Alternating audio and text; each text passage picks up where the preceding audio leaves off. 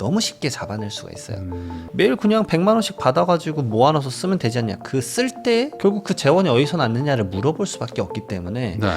너무 간단하게 생각하시면 안 된다. 100만 원 이상의 이체 내역은 거의 다 솔팅해가지고 소명하세요. 소명 못하면 전부 다 이제 증여라고 보겠습니다. 결국 어떤 큰 이벤트가 펼쳐졌을 때 정상 개념으로 한 번에 때릴 수가 있다. 이런 적이 있었어요. 18년도에. 그래서 그러면 주택을 취득하면 이슈가 되는구나 라고 해서 전세 자금을 이제 부모님이 주신 거예요.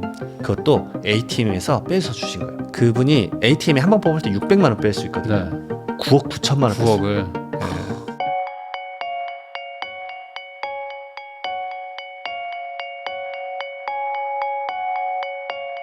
이장원 세무사님하고 이야기 나누고 있는데요. 워낙 이제 고령화 사회도 되고, 그리고 이제는 막 초고령화 사회까지 가니까, 이제 나도 나이가 많지만 우리 애도 나이가 많은 이 상황에서 이제 어떡하지? 근데 또 손주는 또 크고 있고. 맞습니다. 그러다 보니까 이제 많은 분들이 야, 이거 현금이나 뭐 금으로 줄까? 하면서 이렇게 몰래 해주시고 아니면 뭐 교육비로 지원해주고 막 하시잖아요. 근데 요것도 어쨌든 국세청에서는 어떻게든 잡아내려고 할 것 같은데. 맞습니다. 네. 네, 기본적으로 현금 계좌이체 같은 거 하는 거는 아주 위험한 거죠.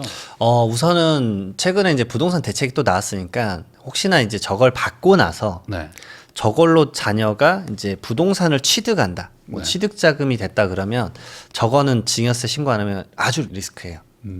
생각보다 제가 이제 그 상속인이든 피상속인이든 고객들의 계좌 뭐 10년치 걸 볼 일이 많잖아요. 가격 높은 수는 쭉 솔팅을 해보면 사실상 일반적인 개인분이 1,000만 원 이상 거래하는 내용은 평생에 몇 번 안 돼요. 특히나 그게 이제 부동산 거래하는 이런 큰 거래 내용만 있거든요. 네. 그러면 그것들만 클릭해서 잡아내면 너무 쉽게 잡아낼 수가 있어요.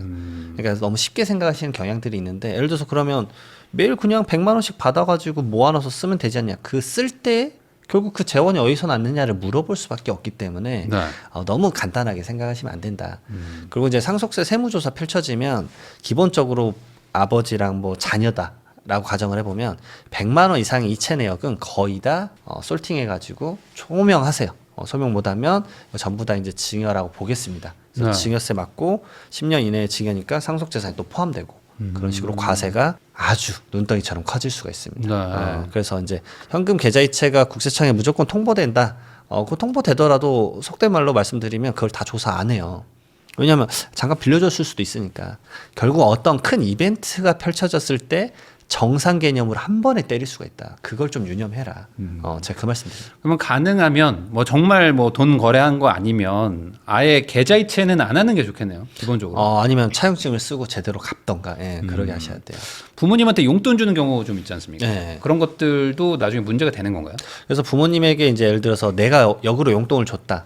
당연하게 부양이라 해서 봐줘요. 네. 근데 내가 받으면 그건 문제가 돼요. 아니 항상 근데 이제- 이런 거 있잖아요. 부모님한테 뭐 매달 200씩 보내줬어. 예. 이런 건 문제를 안 삼아요? 아니면 그것도 소명을 해야 되나요? 그거는 대부분 문제는 안 삼아요.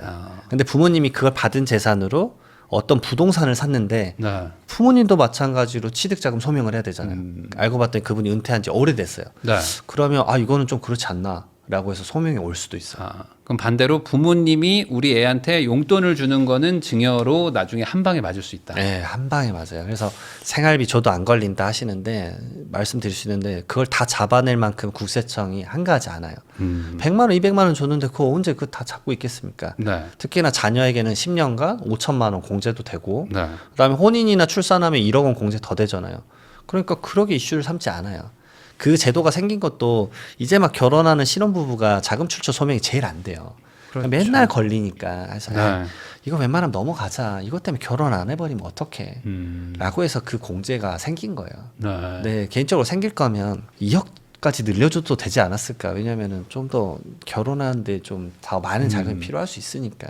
그런 생각도 좀 들죠. 너무 많이 돈을 막 꾸준히 계속 보낸다든지 막 네. 매일 막 100만 원씩 보낸다든지 뭐 이런 것들은 너무, 거의 걸린다고. 거의 걸린다고 보시면 거의 돼요. 걸린다고 계속 봐야겠죠. 반복적이니까. 예. 그럼 아예 현금을 가지고 계셔가지고 현금을 주는 거는 문제는 안 되는데 걸릴 일은 없는데 예를 들어 이제 자녀가 그런 경우 있잖아요. 뭐 월급 뻔하고 연봉 뻔한데 뭐 갑자기 집을 산 거야. 맞습니다. 그래서 저 95% 저축했는데요. 뭐 이렇게 얘기하는 친구들도 있을 거 아닙니까? 이거는 문제를 삼는 건가요? 야, 너 결국은- 어떻게 그러고 살아? 말도 안 되지. 결국은 이제 소득 금액 증명을 보는 것 같아요. 그래서 가장 간단한 거는 여러분들이 홈택스 들어가시면 연말정산 간소화 서비스 한 번쯤은 보셨을 거예요. 네. 거기 보면 내가 신용카드 소득공제 그 칸에 얼마 썼는지 나오잖아요. 그게 원래 소득공제를 근로자들에게 해주려고 하는 목적이 아니라 그 상대방이 이제 그 매출 누락, 식당이나 이런 거 매출 누락 잡으려고 그 제도가 생겼었던 건데 결국은 거기에 내가 얼마 썼는지 짠 하고 나오잖아요. 그러면은 이제 결국 말 그대로 너가 연봉 5천에 2천 썼어. 그러면 결국 빼봤자 2, 3천인데 이걸 어떻게 샀어? 아무래도 자금이 안 나오는데 그게 이제 PCI 기법인데 네. P가 이제 프로퍼티, 자산. 자산도 10억 증가됐잖아. 플러스 컨섬션, 소비 5년간 얼마 했어? 2억 썼어. 마이너스 인컴, 소득 얼마 벌었어? 3억 벌었어. 그럼 9억. 이런 적이 있었어요. 18년도에. 그래서 아 그러면 주택을 취득하면 이슈가 되는구나 라고 해서 전세 자금을 이제 부모님이 주신 거예요. 그것도 ATM에서 빼서 주신 거예요. 네. 제가 이때 항상 느끼는데 이 케이스 볼 때마다 느낍니다. 부모님의 사랑 진짜 끝이 없구나. ATM에서 어떻게 이걸 다 빼요? 얼마 뺐을 것 같아요? 한 뭐 70만 원, 100만 원 이렇게 빼는 걸 계속 하신 거예요? 네. 그래서 총액이 얼마이실 것 같으세요? 총액이요? 네. 한 4억, 5억 되신 거예요? 그분이 ATM에 한 번 뽑을 때 600만 원 뺄 수 있거든요. 네. 9억 9천만 원. 9억을. 그러니까 얼마 뺀 겁니까? ATM에서 165원 빼신 거예요. 네. 와 대단하다 저거를. 진짜 대단하신 거예요. 뭐 CCTV로 봤나 막 이러시더라고요. 아니 그게 아니라 이분이 소득이 없는데 어떻게 10억짜리 전세를 사냐. 왜냐하면 그 다음 생각하시는 게 많이 물어보는 게 그거예요. 아니 그럼 얘 이름으로 전세 들어가서 한 2바퀴 돌고 가져가면 되지 않냐. 그 전세 자금으로 그 다음에 할 게 뭐냐. 집을 사겠죠. 집 사겠죠. 그러니까 결국 어떤 큰 이슈가 됐었을 때 과거를 돌이켜 보면 걸릴 확률이 높아지더라고요. 그러면은 예를 들어 뭐 극단적으로 한 10년 전에 음. 어떻게 부모님이 돈을 줬어요. 근데 이거를 내가 뭐안 걸렸어. 그리고 이제 10년이 지나가지고 뭘 집을 사려고 했는데 그때 가서 뭐 이렇게 자금 소명을 하라고 온 거예요. 네. 그러니까 과거에 받은 거 그런 것들도 그 인지된 순간부터 다시 과세를 할 수 있는 건가요? 아 사실 그런 제도가 있긴 있어요. 원래 증여세 하면 10년만 생각하시는 분들이 많은데 약간의 이제 쉽게 설명드리면 약간의 부정행위가 있다 그러면 그게 15년으로 늘어나요. 15년. 아, 그리고 좀 강한 부정행위가 있다 그러면은 법에 이렇게 적혀 있습니다. 안날로부터 1년. 그러니까 영원이네요. 영원이요. 어찌 보면. 영원이에요. 네, 영원히. 그냥 세금을 피할 수 없다. 최대한 불리하게 적용한다. 그렇죠. 그러니까 소득을 많이 버는 것 같아요. 결국은 네. 자녀가 소득이 메이킹이 된다 그러면 좀 넘어가는 건데 그나마 그 소득이 이제 확정적이지 않는 게 유일하게 지금 하나가 이제 대표적인 게 코인이죠. 사실. 코인. 자녀가 코인으로 벌었다. 네. 그럼 그것도 사실 소명해야 돼요. 그건 이제 이따가 4부에서 최근 이슈도 하나 있는데 말씀 같이 드려볼게요. 그러면은 명절이나 아니면 뭐 생일 때 부모님이 그냥 우리 아들 생일 축하해 하면서 2천만 원 보냈어요. 네. 이런 것들은 문제가 되나요? 너무 센데요. 그러니까 극단적으로 네. 생일 축하해서 네. 보냈다. 네. 이런 거는 어떻게 되는 건가요? 사실 사회 통념상이라고 대법원 판례 쓰고 있어요. 그 너무 어렵잖아요. 어려워요. 사회 통념이 네. 뭐냐 이거죠. 그래서 어저께 그 제가 이제 요 관련된 강의를 많이 하니까 강의장에서 이제 말씀하시길래 제가 이제 예규를 하나 말씀드렸어요. 네. 이런 적 있습니다. 이제 아들이 결혼하는데 이제 아버지랑 어머니가 주는 게 아니라 거기 집안은 그게 이제 세팅이 된 것 같아요. 고모, 이모, 삼촌이 줬어요. 근데 많이 줬어요. 그게 네. 한 10년 넘은 예규인데 8억 정도를 준 거예요. 그 당시 8억이면 셌어요. 가족 친척들이 돈을 8억을 줬어요. 네, 축의금으로. 네. 그러니까 이제 그게 이제 대법원까지 간 걸로 기억나는데 이거는 사회 통념을 벗어났다. 좀 너무 세다. 네. 그러기 위해서 과세를 하고 아까 말씀 주신 대로 생일이라고 2천만 원 준 거는 상속세가 펼쳐지면 제가 상속세 조사를 많이 하지 않습니까? 그거는 과세로 할 확률이 높아요. 거의 예. 100만 100만 원 이하는 좀 봐주는데 네. 사회 통념상 그 금액을 100만 원 기준으로 좀 보는 것 같아요. 그러니까 100만 원 이하로 거래했던 거는 그래서 좀 넘어갈게. 근데 그렇다고 지금부터 막 90만 원을 매일 이체한다거나 이러시면 안 돼요. 왜냐면 저는 말이 100만 원이라 했지 어떤 조사관님은 2만 원짜리 주택 청약도 10년 거 해가지고 추징했어요. 아 그래요. 네. 그건 좀 너무 한 것 네. 같은데. 근데 그래서- 사람마다 다른 거니까. 네, 그래서 이건 좀 그러지 않냐 했는데 추징할 게 사실 그거밖에 없었어요. 그래서 2만 원짜리 10년 해서 아주 소액이지만 왜냐면 제가 방어를 잘했었거든요. 그래서 이거는 명확하니까 이건 걷겠습니다 해가지고 알겠습니다 해가지고 5만 원도 잡아낸 적 있고 네. 50만 원 기준인 데도 있고 그래요. 무조건 100만 원 기준은 아니다.